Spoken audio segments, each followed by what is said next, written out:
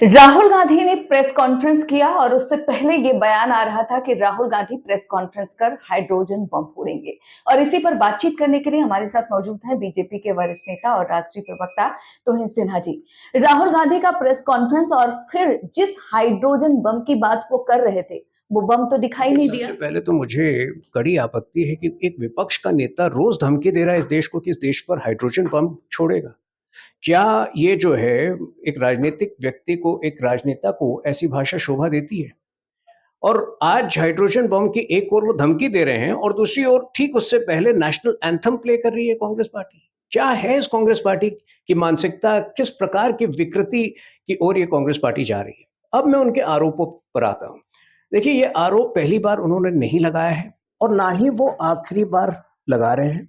उनको आदत पड़ गई है कि कोर्ट से दुत्कार मिले उन्हें, उन्हें माफी मांगना पड़े और तब जाकर वो किसी बेतुके जिद को छोड़ते हैं। ये हमने रफाल के मुद्दे पर भी देखा, ये हमने आरएसएस के विषय पर भी देखा, जहां की जबरदस्ती जो है वो रोज आरएसएस को बदनाम करते थे।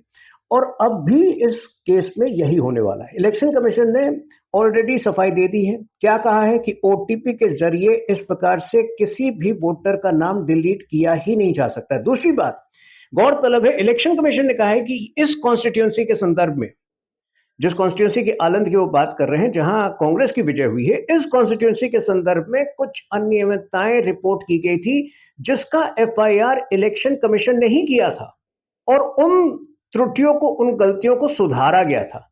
तो उसके बाद जो है, जिस कॉन्स्टिट्यूंसी में कांग्रेस की हार हुई थी 2018 में और जिस कॉन्स्टिट्यूंसी में कांग्रेस ने अंततः जीत प्राप्त की, मुझे तो लगता है कि अगर कोई अनियमितताएं हुई है वहां पर, वो कांग्रेस के इशारे पर हुई है और कांग्रेस पूरी तरह से वाकिफ है कि आखिर क्या हो रहा था वहां पर। अब जो है उल्टा चोर कोतवाल को डांटे जो होता है वो करने की कोशिश कर रही है।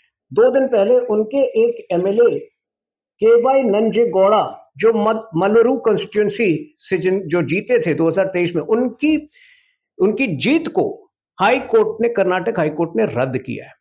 क्यों? काउंटिंग में अनियमितताएं पाई गई। इससे पहले 1 महीने पहले कर्नाटक के ही एक शेड्यूल ट्राइब के नेता और मंत्री केजे रजन्ना ने खुलकर राहुल गांधी के आरोपों का विरोध किया था, तो उनको पार्टी से ही बाहर कर दिया गया, मंत्री पद से बर्खास्त किया गया। तो मुझे लगता है राहुल गांधी जो है टाइम पास पॉलिटिक्स कर रहे हैं। कुछ नहीं है उनके पास, कोई मुद्दा नहीं है। बिहार में हार स्वीकार कर चुके हैं और उस हार का जो है अभी से बहाना ढूंढ रहे हैं। क्योंकि देखा जाए तो इस बार प्रेस कॉन्फ्रेंस कर राहुल गांधी ने ये कहा है कि इस बार वो वोट चोरी को लेकर नहीं, बल्कि जो वोट इलेक्शन कमीशन ने काटे हैं उसको लेकर प्रेस कॉन्फ्रेंस कर रहे हैं। और इस बार की प्रेस कॉन्फ्रेंस में सीधे तौर पर चुनाव आयुक्त का नाम भी लिया। देखिए, चुनाव आयोग के बिहाफ में जवाब देना हमारी जिम्मेदारी नहीं। चुनाव आयोग ने स्वयं जवाब दिया है। हमारा कंसर्न, हमें हमें बस इस बात से चिंता होती है कि कोई विपक्ष का नेता किस प्रकार से संवैधानिक संस्थाओं को बदनाम करने पर उतारू है और क्यों बदनाम कर रहा है। उसके पास कोई प्रमाण नहीं है। जब राहुल गांधी को कहा जाता है कि आप डिक्लेरेशन फॉर्म साइन करिए ताकि चुनाव चुनाव आयोग जो है इस बात को आगे बढ़ा सके, वो गायब हो जाते हैं। आज मैं कांग्रेस पार्टी को चुनौती देता हूं कि अगर उनको लगता है कि कर्नाटक में मैल प्रैक्टिसेस हुए हैं, अनियमितताएं हुई हैं, उनके जितने एमएलए हैं आज के आज इस्तीफा दे दें और कोर्ट की निगरानी में फ्रेश इलेक्शन का डिमांड करे। वो एक तरफ जो है वो अनियमितताएं हैं, ये कंप्लेन कर रहे हैं, दूसरी तरफ इन इन अनियमितताओं से यदि उनके एमएलए जीते हैं, इन अनियमितताओं की वजह से यदि उन्होंने सरकार बनाया है, तो फिर सरकार में क्यों बैठे हैं? कर्नाटक की सरकार से इस्तीफा दें, दोबारा इलेक्शन की मांग करें, दोबारा मांग करें कि ये इलेक्शन जो है वो कोर्ट की निगरानी में हो। तो मुझे लगता है राहुल गांधी के पास कोई विषय नहीं है। कल ही बिहार में, पटना में एक दुत्कार उनको पटना हाईकोर्ट से पड़ी, जब पटना हाईकोर्ट ने कहा कि जो जो अभद्र वीडियो कांग्रेस पार्टी ने मोदी जी की माता जी का पोस्ट किया था उसको हटाया जाए। अब सोचिए, कोर्ट को इस प्रकार के निर्देश कांग्रेस पार्टी को देने पड़ते हैं। कांग्रेस पार्टी यदि 1 हफ्ते पहले माफी मांग लेती, नतमस्तक होकर बिहार की जनता से माफी मांगती, अपनी गलती स्वीकार करती, तो ये नौबत नहीं आता। तो ये कांग्रेस पार्टी विकृति की ओर बढ़ रही है और मुझे लगता है कि लोकतंत्र के लिए बहुत बड़ा खतरा है। अंतिम सवाल, आपके हिसाब से राहुल गांधी और कांग्रेस पार्टी इस तरीके का एलिगेशन क्यों लगा रही है, वजह क्या? उनके पास कोई मुद्दे नहीं है। बिहार में हार तय है। बिहार में जब जो पिछले 1 महीने में घूम घूम कर उन्होंने देख लिया, बल्कि बिहार में कांग्रेस पार्टी जमानत जब्त पार्टी है।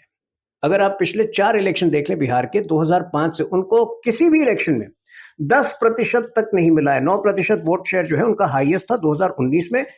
पिछली बार 70 सीटों पर चुनाव लड़ी थी कांग्रेस पार्टी, 51 पर उनके जमानत जब्त हो गए थे।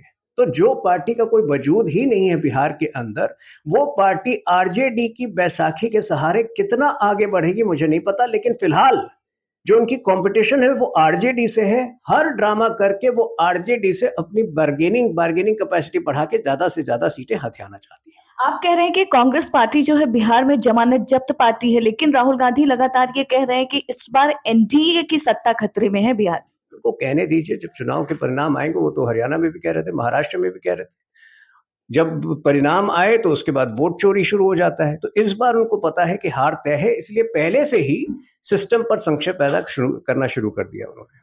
शुक्रिया हमसे बातचीत करने के लिए। तो आप सुन रहे थे तुहिन सिन्हा जी को, जिन्होंने कई सवाल पूछे हैं कांग्रेस पार्टी से। अब देखना यही होगा कि क्या कांग्रेस पार्टी इन तमाम सवालों के जवाब देती है।